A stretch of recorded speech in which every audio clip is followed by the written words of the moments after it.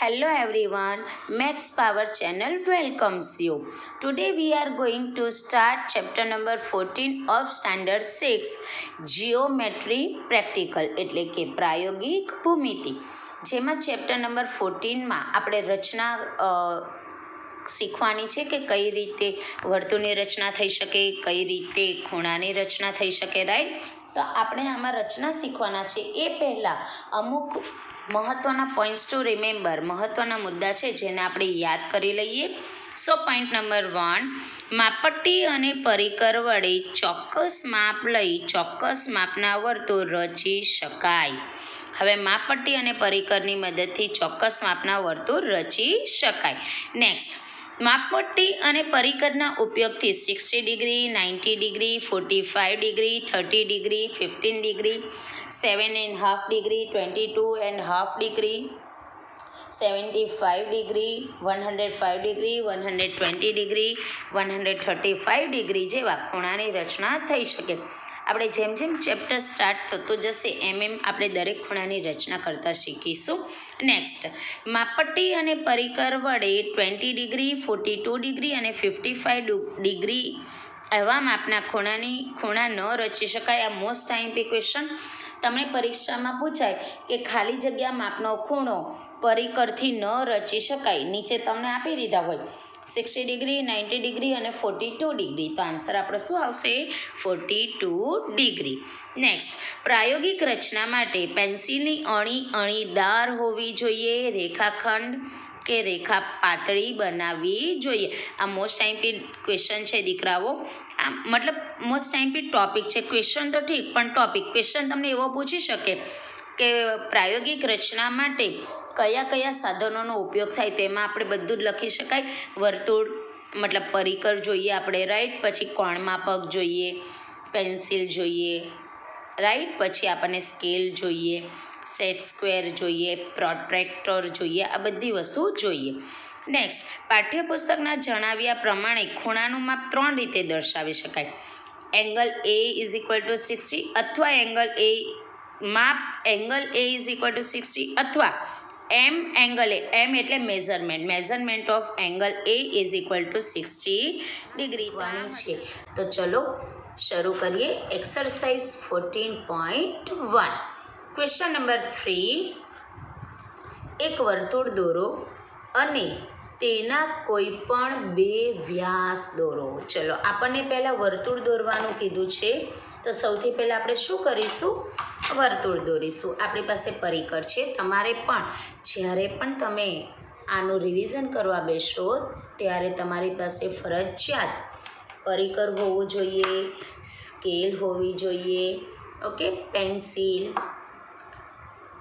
Eraser અને આ half circle, આટલી વસ્તુ તમારી પાસે ફરજિયાત હોવી જોઈએ. ઓકે, આ વસ્તુ વગર તમારી પાસે જો મેથ્સ ઇન્સ્ટ્રુમેન્ટ નહીં હોય તો તમે આ ચેપ્ટર લર્ન નહીં કરી શકો. ઓકે, તો સૌથી પહેલાં આપણને શું કીધું છે? એક વર્તુળ દોરવાનું. તો ચાલો આપણે પહેલાં વર્તુળ દોરીશું. ઓકે, આ બંને અણી ભાગ કેવો હોવો જોઈએ? સેમ હોવો જોઈએ. ચાલો આપણે વર્તુળ દોરીએ.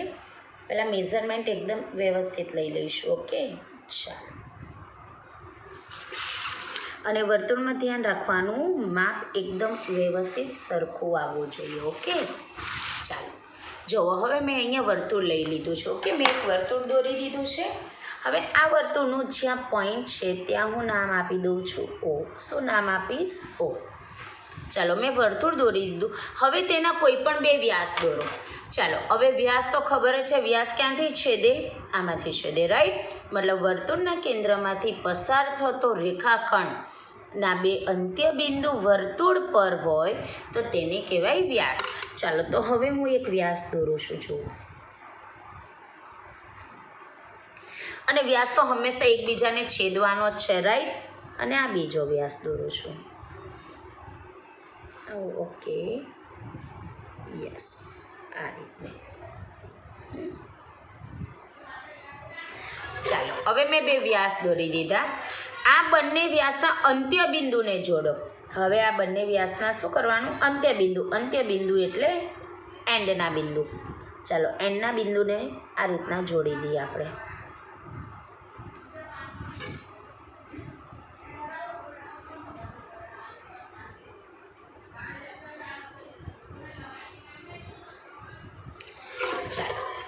વ્યાસના અંત્ય બિંદુને જોડી દીધું તો તમને કઈ આકૃતિ મળશે? તો આપણને કઈ આકૃતિ મળી છે? લંબચોરસ મળી છે. તો પહેલો આપણને ક્વેશ્ચન પૂછેલો છે એના આપણે રચનાના મુદ્દા લખવા પડશે, રાઈટ?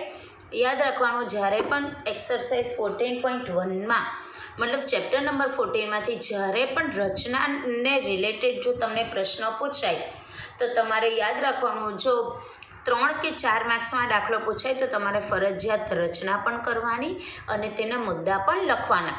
અને જો તમને 2 માર્ક્સમાં પૂછાય તો તમે ફક્ત આકૃતિ દોરો તો ચાલે. ઓકે, તો આપણને જે આ પહેલો ક્વેશ્ચન પૂછેલો છે એને નંબર 1 આપીશું. એટલે નંબર 1 માટે લખીશું રચનાના મુદ્દા, એટલે કે પોઈન્ટ્સ ઓફ કન્સ્ટ્રક્શન, એટલે રચનાના મુદ્દા. ચાલો, હવે રચનાના મુદ્દા એવું જરૂરી નથી કે હું કરાવું એ પ્રમાણે જ લખવાના. તમારે રચનાના મુદ્દા તમે કોઈ પણ રીતે લખી શકો, બરાબર? તમારે તમારી મૌલિકતા વાપરવાની. ચાલો, તો આપણે પહેલો સ્ટેપ નંબર 1, બરાબર? પહેલો નંબર, પહેલાં આપણે શું કર્યું? તો કોઈ પણ ત્રિજ્યાનું એક વર્તુળ દોર્યું. તો આપણે લખીશું કોઈ પણ ત્રિજ્યા લઈ વર્તુળ રચો જેને ઓ નામ આપો. ચાલો, પહેલું કામ મારું થઈ ગયું, ઓ નામ આપી દીધું. અહીંયા આપણે જે ચોરસ રચેલું છે લંબચોરસ, એને પણ નામ આપી દઈએ A, B, C અને D. ઓકે, ચાલો, ઓ નામ આપી દીધું. હવે બીજું કામ આપણે શું કર્યું? કોઈ પણ 2 વ્યાસ દોર્યા છે, રાઈટ? તો અહીંયા આપણે લખીશું નંબર 2, વર્તુળ રચી 2 વ્યાસ કયા કયા? AC અને BD, AC અને BD રચો. આ સેકન્ડ પોઈન્ટ થઈ ગયો, રાઈટ? હવે ત્રીજો પોઈન્ટ આપણે શું કર્યું? AC અને BDના અંત્યબિંદુને રચ્યું, અંત્યબિંદુને જોડ્યા. તો નંબર 3 આપણે લખીશું વ્યાસ AC અને વ્યાસ BDના અંત્યબિંદુઓ જોડો, બરાબર? નંબર 4, હવે વ્યાસ જોડતા છેલ્લે આપણને એવું કીધું છે તમારા જવાબની ચકાસણી કઈ રીતે કરશો? તો ચકાસણી કરવાનું એક વસ્તુ, પહેલાં તો અહીંયા લંબચોરસ બન્યું એટલે આ વિકર્ણ બની ગયા. તો લંબચોરસના ચારે ખૂણા કેવા હોય? 90 ડિગ્રી હોય, બરાબર? તો મારે 90 ડિગ્રી કઈ રીતે ચેક થાય? તો આના મતલબથી. હવે માની લો મારે ડી ખૂણો માપવો છે, તો આમ એક્ઝેક્ટલી આ રીતે માપીશ. આ રીતે હું ડી ખૂણો આમ માપું, બરાબર છે? તો ડી ખૂણો કેટલા ડિગ્રીનો આવે એ મારે માપવો પડે. રેડી? તો આ રીતના, મતલબ આ રીતના પણ માપી શકો, અથવા તો સ્કેલની મદદથી તમે બધી સામસામેની બાજુઓ કેવી હોય? સરખી હોય. હવે આ જો આમાં મારે 3માં 1 પોઈન્ટ ઓછો આવે છે, રાઈટ? અને હું આ જ સેમ માપું તો આમાં પણ સેમ 3માં 1 પોઈન્ટ ઓછો આવે છે. ધેટ મીન્સ સામસામેની બાજુઓના માપ કેવા છે? સરખા છે. તો લંબચોરસમાં પણ એ સેમ વસ્તુ આવશે, રાઈટ? લંબચોરસમાં પણ મારે માપવું હોય તો સામસામેની બાજુઓના માપ કેવા હોય? સરખા. તો આટલું આપણે લખી દીધું, અંત્યબિંદુઓને જોડો. અહીંયા લખશું અંત્યબિંદુઓને જોડતા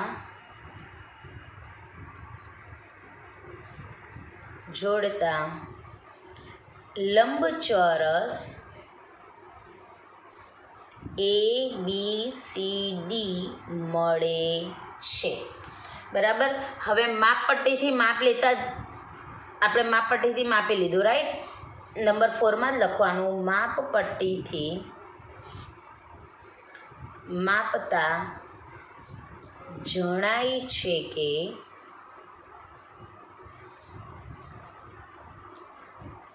AB is equal to CD અને AD is equal to BC થાય છે.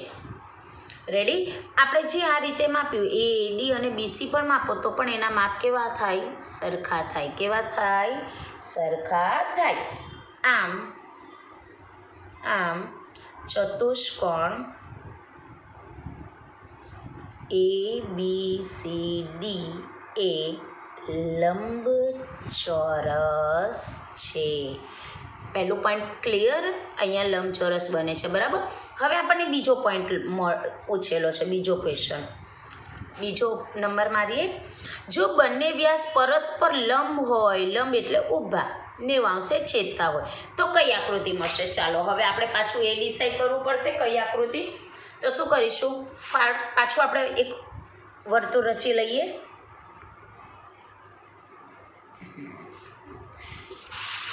બરાબર છે. જો તમને ન ફાવે તો નોટબુકને આ રીતના ફેરીને પણ તમે આકૃતિ દોરી શકો છો.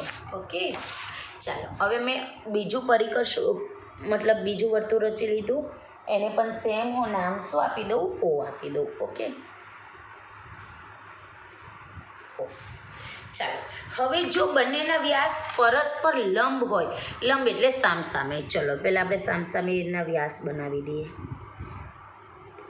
પરસ્પર લંબ હોય એટલે સામસામે છેદતા હોય. ચાલો સામસામે છેદે છે વ્યાસ, લંબ મતલબ આપણા વ્યાસ સામસામે છેદે છે. હવે બંને વ્યાસ પરસ્પર લંબ હોય તો તમને કઈ આકૃતિ મળે? હવે આપણે શું કરશું? એના અંત્યબિંદુને જોઈન કરશું. અંત્યબિંદુને શું કરશું? જોઈન કરીશું ધીસ વે. Okay,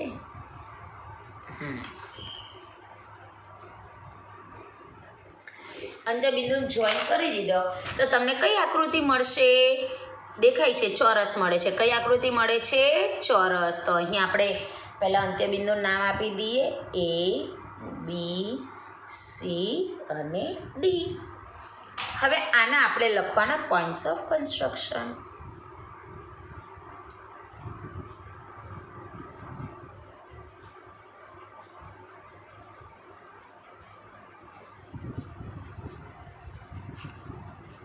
number 1. ચાલો અહીંયા બધા મુદ્દા લખવાની જરૂર નથી, આપણે એક વસ્તુ સેમ જ કરી છે, રાઈટ. તો અહીં આપણે લખીશું નંબર 1, વર્તુળ રચી બે વ્યાસ AC અને BD ને એવી રીતે રચો જે એકબીજાને કેવા હોય? લંબ હોય. એકબીજાને લંબ હોય. ઓકે, નંબર 2, વ્યાસના અંત્યબિંદુઓને જોડતા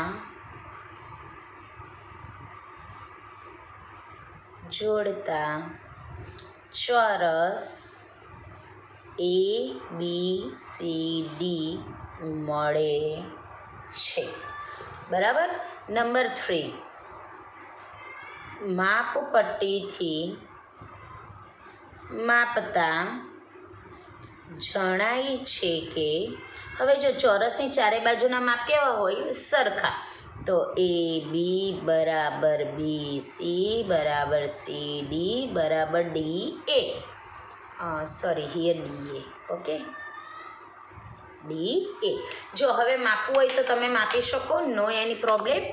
ચાલો આપણી મારી સ્કેલ છે, સ્કેલને હું અહીંયાથી માપું છું. ચાલો 2ની ઉપર 3 પોઈન્ટ જાય છે. હવે B અને C ને માપું. સેમ એમાં પણ 2ની ઉપર 3 પોઈન્ટ જાય છે, રાઈટ.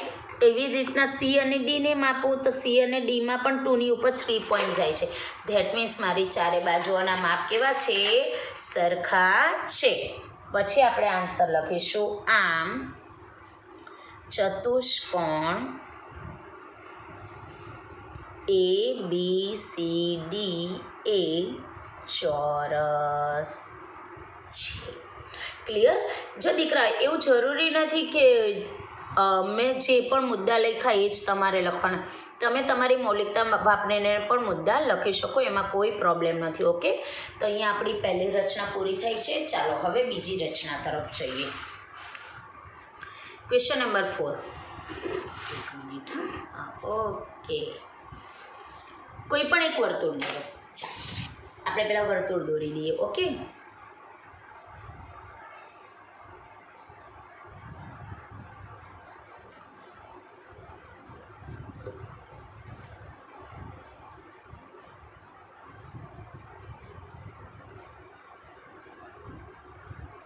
ચાલો મારું વર્તુળ દોરાઈ ગયું છે. અને 3 બિંદુઓ A B C એવી રીતે દર્શાવ. પહેલાં તો આપણે કેન્દ્રને નામ આપી દઈએ O. હવે A B C એવી રીતે દર્શાવો કે એ વર્તુળ ઉપર હોય. ગમે ત્યાં એ દર્શાવી શકો, પણ એ ક્યાં હોવું જોઈએ? વર્તુળ પર. ચાલો, એ વર્તુળ ઉપર. બી વર્તુળના અંદરના ભાગમાં, અંદરનો ભાગ એટલે અહીંયા મેં બી દર્શાવી દીધું. અને સી વર્તુળના બહારના ભાગમાં, ગમે ત્યાં દર્શાવી દો, અહીંયા દર્શાવી દીધું. ક્લિયર? આકૃતિ પૂરી. ચાલો હવે આપણે લખીશું પોઈન્ટ્સ ઓફ કન્સ્ટ્રક્શન.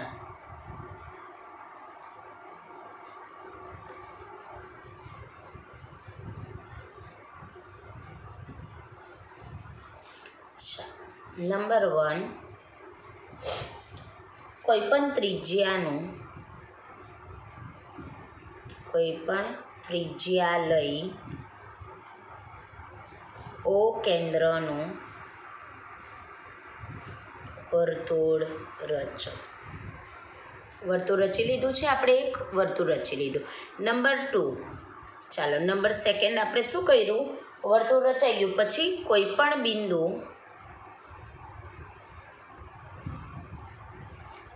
એ લો જે વર્તુળ પર હોય. ક્યાં હોય? વર્તુળ પર હોય.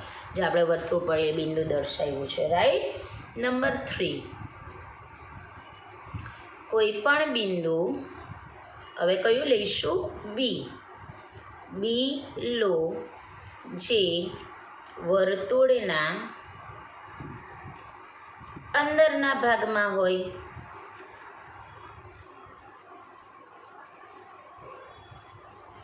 Number 3 complete. Now next number 4, કોઈ પણ બિંદુ સી લો જે વર્તુળના, ક્યાં આપેલું છે? બહારના ભાગમાં. ક્યાં લખવાનું આપણે? વર્તુળના બહારના ભાગમાં હોય.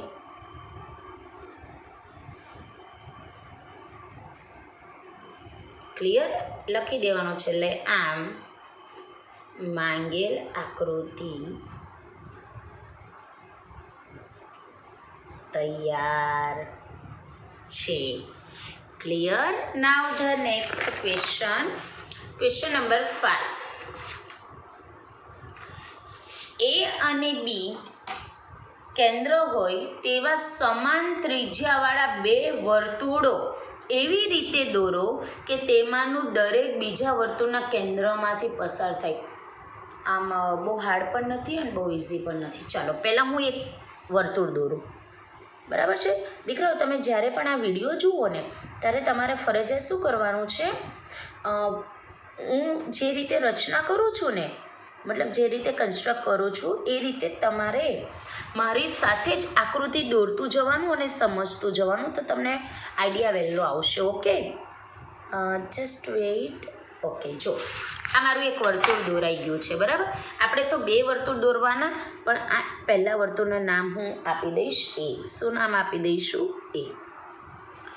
હવે બંને વર્તુળ એવા દોરવાના છે કે જેમાંનું દરેક બીજા વર્તુળના કેન્દ્રમાંથી પસાર થાય અને સમાન ત્રિજ્યા. ધેટ મીન્સ આ તમે જે માપ લીધું છે ને એ માપ તમારું વિખાવવું ન જોઈએ. બરાબર છે? સમાન ત્રિજ્યાવાળું વર્તુળ દોરવાનું છે જે એમાંથી પસાર થાય. તો બહુ સિમ્પલ લોજિક છે. અહીંયા મેં A લીધું ને, અહીંયા માની લો હું B લઈ લઉં છું. અહીંયા શું લઈ લઉં છું? B. સિમ્પલ વસ્તુ છે. એની ઉપર મૂકી દો અને વર્તુળ રચી કાઢો. જો વર્તુળના કેન્દ્રમાંથી જ પસાર થશે. જો થઈ ગયું? આ રીતના તમારે આકૃતિ દોરવાની છે. ક્લિયર થાય છે? इस तरह से आपको फिगर ड्रॉ करनी है. આને હું નામ આપી દઉં B. શું નામ આપી દઉં? B. ચાલો જોવો, આપણને કીધું છે એ સક્સેસ થઈ ગયું કે બીજા વર્તુળના કેન્દ્રમાંથી પસાર થાય. આમાંથી આ પસાર થાય અને આનામાંથી આ પસાર થાય. થઈ ગયું? બંને એકબીજાના કેન્દ્રમાંથી પસાર થઈ ગયા છે. હવે આગળ તે બંનેના છેદ બિંદુઓ સી અને ડી લો. બંનેના છેદ બિંદુ, આ છેદ બિંદુ કેવા છે? છેદ બિંદુ એટલે બંને વર્તુળ એકબીજાને છેદે છે તે. સી અને ડી લો. ચકાસો એબી અને સીડી સાથે એકબીજા સાથે કાટખૂણો બનાવે છે. ચલો એબીને જોઈન કરી દઈએ આપણે.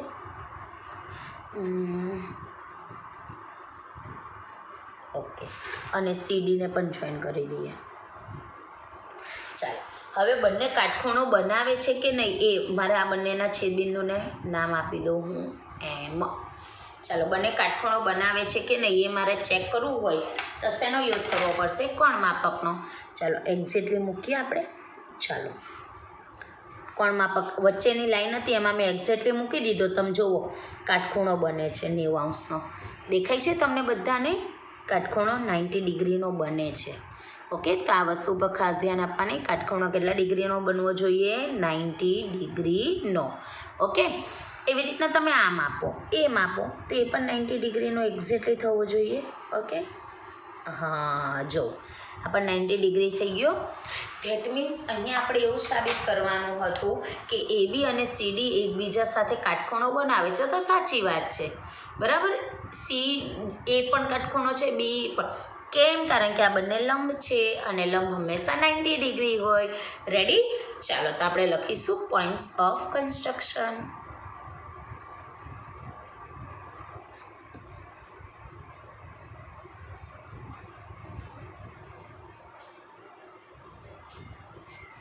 ચાલો, નંબર 1 મતલબ એ. સૌથી પહેલાં આપણે લખીશું તો લખીશું સમાન ત્રિજ્યાવાળા